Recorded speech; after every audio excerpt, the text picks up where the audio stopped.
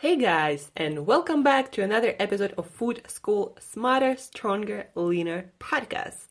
Today is Tuesday. How did you like the episode yesterday, by the way, when we took a personal story and broke it down and tried to figure out the best solutions, how to deal or resolve this issue in this particular case when a person that we were talking about lost 70 pounds and then gained 100 pounds back, and now they're just not sure anymore. Can they really do that again and do it better so it actually sticks?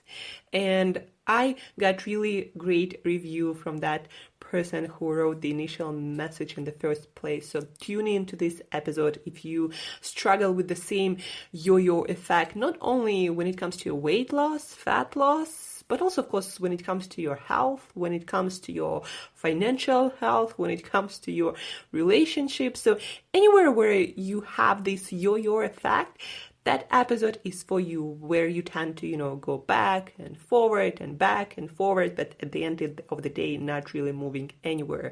So that podcast that we did yesterday, so tune into that, was really full of wisdom for this particular situation.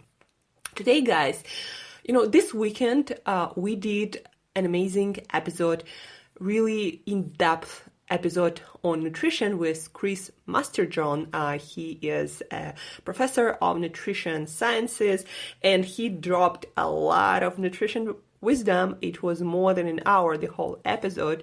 So you might not, remember everything from this episode. So today I will give you what I believe the most practical and most important for you guys concepts and practical advice from that more than an hour long talk. So today in particular, I will give you that piece from our conversation about how to implement practically and easy and in a simple way the most beneficial and the most useful for you concept of nutrition to improve your health, your well-being, the amount of productive years in your life you have, your mental and physical performance.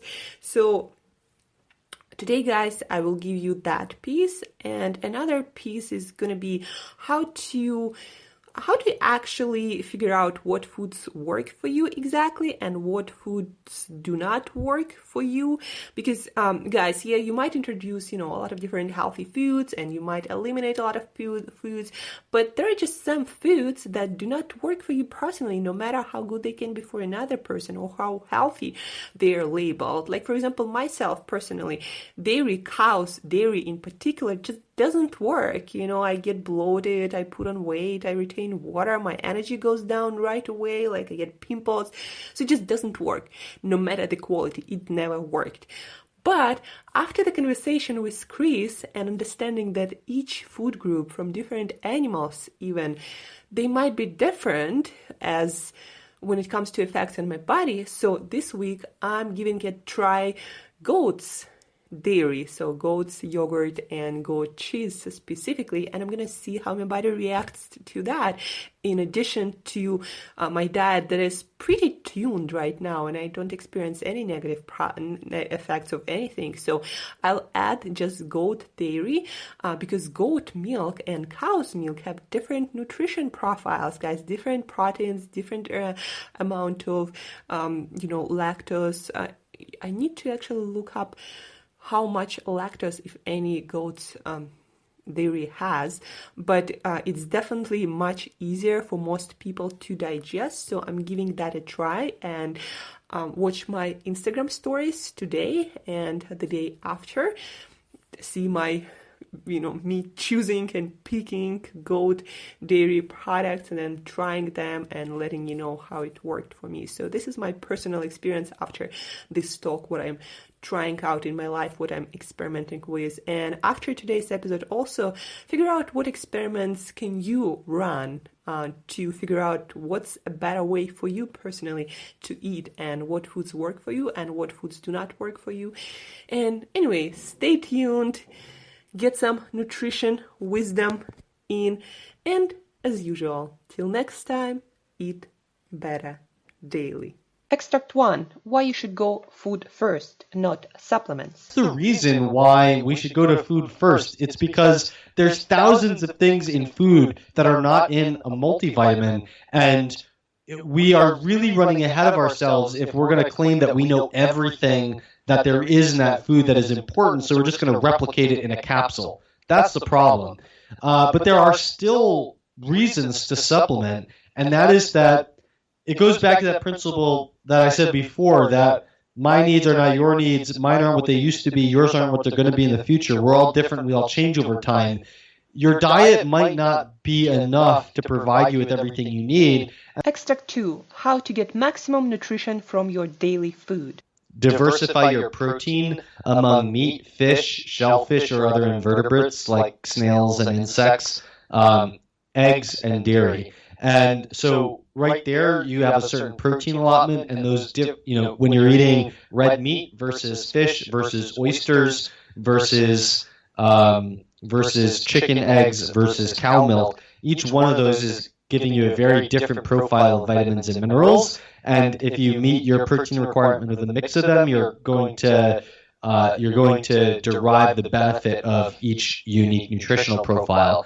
Then I would say a second rule would be make an effort to eat nose to tail by utilizing parts of the animals that we've tended to neglect in our society. So traditional societies ate the whole animal. If you killed a cow, you ate the bones of the cow, you ate the organs of the cow. And we don't, in our society, most of us don't kill cows. And so we're not really in contact with what it means. We don't really appreciate what it means for the whole animal because there's so many parts that we don't see.